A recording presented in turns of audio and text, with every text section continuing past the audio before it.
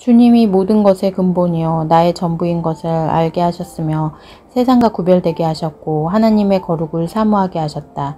무릇 내게 오는 자가 자기 부모와 처자와 형제와 자매와 더욱이 자기 목숨까지 미워하지 아니하면 능히 내 제자가 되지 못하고 라고 말씀하신 예수 그리스도의 말씀이 응답되었다.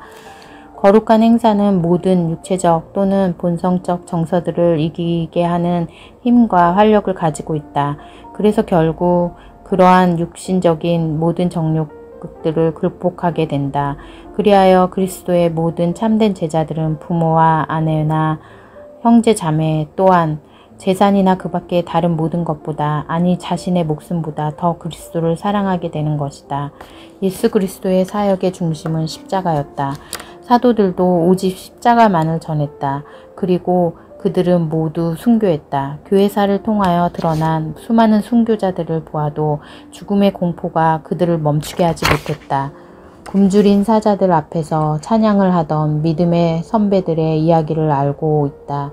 오늘도 순교자적 삶을 살아가는 많은 성도들을 통해서도 죽음은 더 이상 두려움의 대상이 아님을 배운다. 죽음은 성도에게 소망이 되었다. 구원받는 순간 성도는 영생하기 때문이다. 이것이 놀라운 십자가의 능력이다. 이제 나의 소망이 천국에 있으니 나에게 더 이상 좋은 음식은 물론이고 약을 투여하지 마라. 86세의 장모님이 돌아가시기 한 달 전에 금식을 선포하며 하신 마지막 유언이었다. 어머님, 파피아 뉴기니에 있는 매형과 누님에게 소식을 전할까요? 처남이 여쭈자 어머니는 연락하지 마라. 나의 목숨이 매형과 누나가 하는 영혼 구원 사역보다 중하지 않으니 연락하지 말라고 말씀하셨다. 어머니는 세상이 감당하지 못하는 믿음의 그리스도인이었다.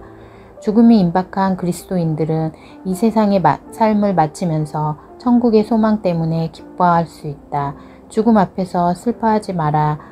찬양을 하여라 라고 말할 수 있다면 이보다 더 큰 가치관의 변화가 어디 있겠는가. 사울이 바울이 된 것처럼 부족 형제들은 말씀을 듣고 변하기 시작했다. 죽음의 공포를 두려워하던 형제들이 자유와 평안을 누리기 시작했다. 언제나 싸움을 일삼던 형제들이 평화를 촉구하게 되었다. 과거의 풍습을 따르던 형제들이 예배를 사모하고 천국을 소망하게 되었다. 제자들은 자신들의 언어로 성경을 번역하는 일에 자부심을 느끼고 있었다. 부족 형제들은 변화된 생각, 변화된 가치관, 변화된 인격, 변화된 삶이 무엇인지 그들의 삶을 통해 보여주고 있다. 하나님의 섭리와 복음 안에서 이성적인 가치관으로 살아갈 수 있다는 것이 얼마나 큰 은혜인지 그들을 보며 늘 깨닫는다. 사도 바울은 그러나 내게는 우리 주 예수 그리스도의 십자가 외에 결코 자랑할 것이 없으니 그리스도로 말미암아 세상이 나에 대하여 십자가에 못 박히고 내가 또한 세상에 대하여 그러하니라고 고백했다. 그리스도로 말미암아 가치관이 바뀌었다는 것이다. 세상을 바라보던 눈이 바뀌었다는 것이다. 세상과 구별된 자가 되었다는 것이다. 누가 사울이던 그를 이렇게 바꾸어 놓았을까? 바울이 무엇을 알게 되었기에 이렇게 놀라운 삶의 변화가 일어난 것일까? 사도 바울을 바꿔놓은 그것은 바로 십자가의 능력이다. 낭망하여 엠마오 마을로 돌아가던 두 제자가 부활하신 예수를 만나 모세와 선지자 이야기 그리고 그들을 통해 계시된 예수 그리스도에 관한 언약의 말씀을 듣고 마음이 뜨거워져서 박해와 죽음이 기다리는 곳 예루살렘으로 돌아갔다. 이것이 십자가의 능력이다. 그러므로 우리가 이제부터는 어떤 사람도 육신을 따라 알지 아니하노라. 비록 우리가 그리스도도 육신을 따라 알았으나 이제부터는 그같이 알지 아니하노라. 그런즉 누구든지 그리스도 안에 있으면 새로운 피조물이라. 이전 것은 지나갔으니 보라 새 것이 되었도다. 새로운 피조물이 되면 세상의 관점이 아니라 그리스도의 관점으로 바뀌게 된다. 전에도 세상을 알았지만 이제부터는 육체를 따라 알지 않게 된다. 이것이 십자가의 능력이다. 또한 모든 것을 해로 여김은 내 주 그리스도 예수를 아는 지식이 가장 고상하기 때문이라. 내가 그를 위하여 모든 것을 잃어버리고 배설물로 여김은 그리스도를 얻고. 사도 바울은 예수 그리스도의 보혈의 가치가 그 어떤 것보다 귀함으로 그동안 최고로 알던 세상의 지식이 배설물과 같다고 고백하고 있다. 그래서 그는 우리 주 예수 그리스도의 십자가 외에 결코 자랑할 것이 없게 되었다고 말한다. 새로운 인격체가 된 것이다. 사도 바울의 신앙 고백 중에 십자가의 능력을 말하는 놀라운 말씀이 있다. 나는 이제 너희를 위하여 받은 괴로움을 기뻐하고 그리스도의 남은 고난을 그의 몸된 교회를 위하여 내 육체에 채우노라. 그러므로 내가 그리스도를 위하여 약한 것들과 능욕과 궁핍과 박해와 공고를 기뻐하노니 이는 내가 약한 그때의 강함이라. 사도 바울은 능욕과 궁핍과 곤란과 고난을 기뻐한다는 놀라운 고백을 하고 있다. 사람들은 어떻게든 고난과 고통을 피하고 싶어 한다. 그러나 그리스도 안에서 그리스도인에게 고난과 고통은 십자가의 주님을 만나는 축복이다. 고난을 통하여 하나님을 만나는 감격의 시간을 갖게 된다. 그래서 고난은 그리스도인에게 유익이 되며 그런 그리스도인을 세상은 감당할 수가 없다. 아버지, 이 세상에 있는 동안 고난 가운데 있게 하사 언제나 깨어 기도하게 하시고 고난 가운데 주님을 만나는 축복을 누리게 하소서. 죄라는 말도 없고 죄의식도 없던 부족 형제들이 죄는 하나님과 단절됨이요 이 단절로 죄인이 하나님의 말씀을 불순종하게 되었다는 것을 알았다. 그리고 공의의 하나님을 경외하게 되었다. 그들은 복음을 듣고 죽음의 공포에서 벗어나 자유함과 기쁨을 누린다. 죽음의 공포를 뛰어넘는 삶의 변화를 간증한다. 구원받았다고 삶의 질이 갑자기 달라지거나 환경이 변하는 것은 아니다.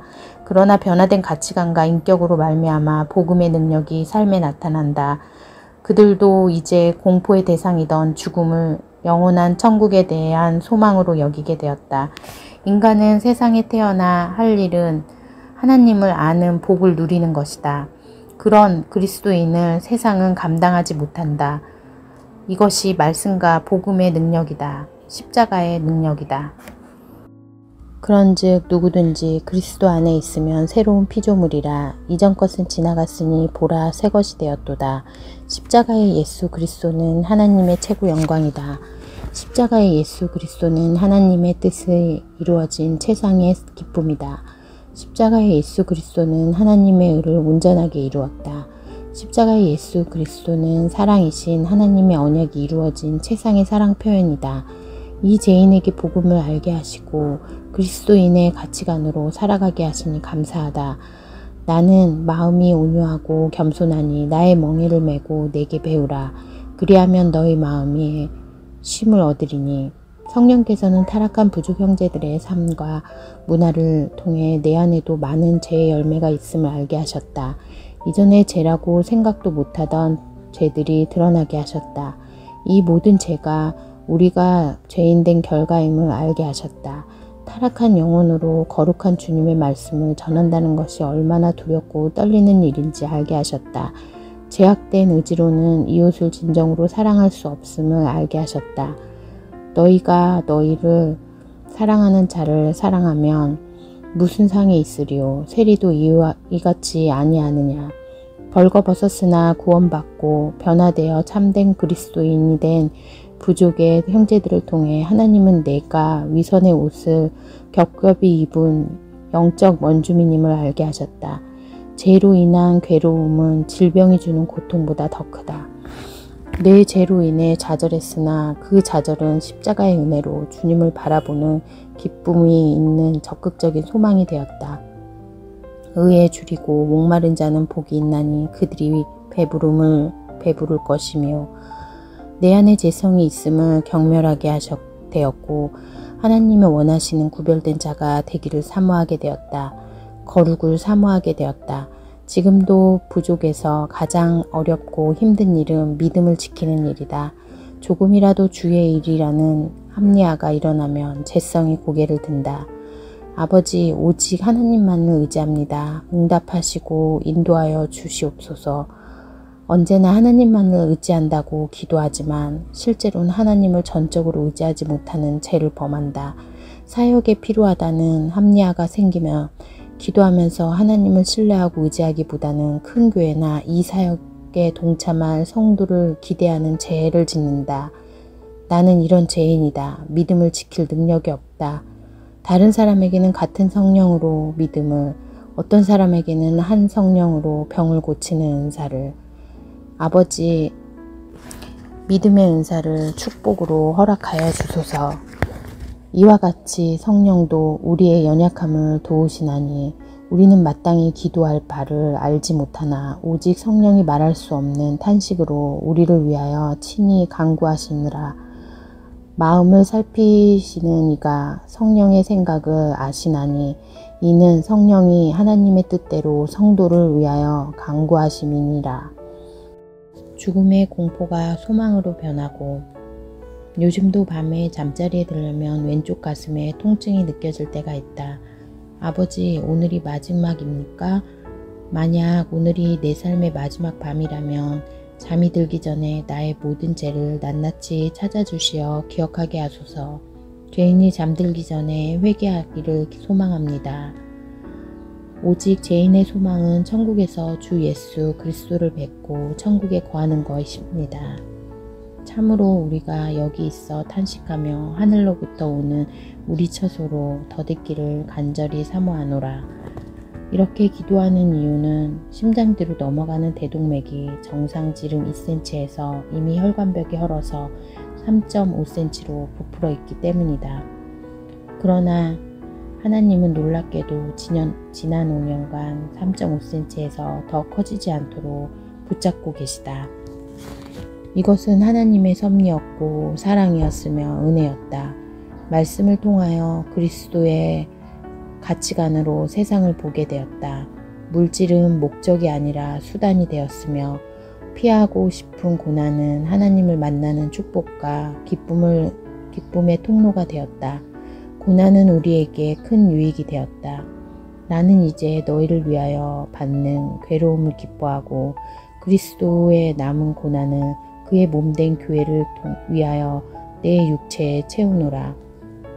두려움이었던 죽음은 소망이 되었고 하나님의 은혜에 대한 감사와 감격으로 그분을 향한 절대 순종의 사랑과 경외가 일어났다.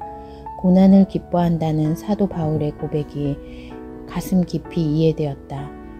바울의 고백은 절대 의지와 신념의 고백이 아니었다. 예수 그리스도를 소유한 사람만이 누리는 최상의 기쁨을 고백한 것이다.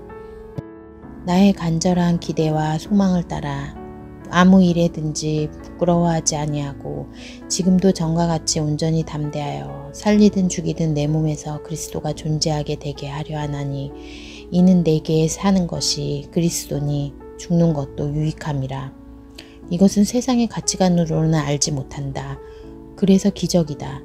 나의 영혼은 회복되었고 말씀과 기도를 통하여 성령께서 매일 드러내시는 죄를 자복함으로 십자가의 예수 그리스도를 만난다. 말씀이 삶에서 영향력을 갖게 되었다. 믿음의 확신이 확실해졌다. 기도와 말씀과 묵상을 통한 회개는 우리가 부족에 있는 가장 큰 동기이며 기쁨이다. 무명한 자 같으나 유명한 자요 죽은 자 같으나 보라 우리가 살아있고 징계를 받은 자 같으나 죽임을 당하지 아니하고 근심하는 자 같으나 항상 기뻐하고 가난한 자 같으나 많은 사람을 부유하게 하고 아무것도 없는 자 같으나 모든 것을 가진 자로다. 말씀 안에서 예수 그리스도와 연합된 자로서 누리는 자유와 기쁨은 세상의 것으로는 얻을 수 없는 것이다. 예수를 너희가 보지 못하였으나 사랑하는도다. 이제도 보지 못하나 믿고 말할 수 없는 영광스러운 즐거움으로 기뻐하니